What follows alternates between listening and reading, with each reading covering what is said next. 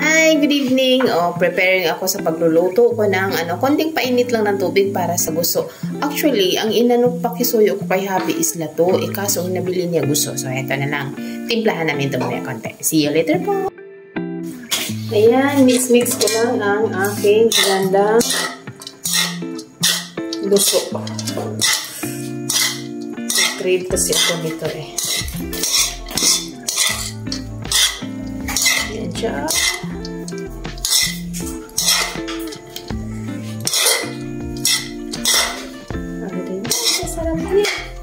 Tapos, ubusan natin ng napakaanghang na suka. Ayan. Konti lang para hindi maluto. Ano ba itong ginamit kong suka?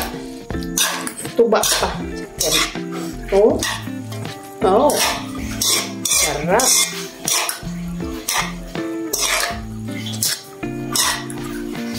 Tapos na, luto na ang aking.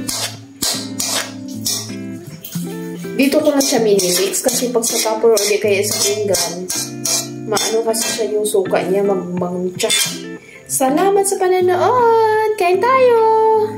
Guess what? Ito yung katirno sa gusto ko. Nag-iihaw kasi si Habi ng ng yilupin. Tapos ito pinapakan ko na yung pag-akyat ko sa taas galing trabaho, pinapakan ko na kasi natatakam akong tignan siya.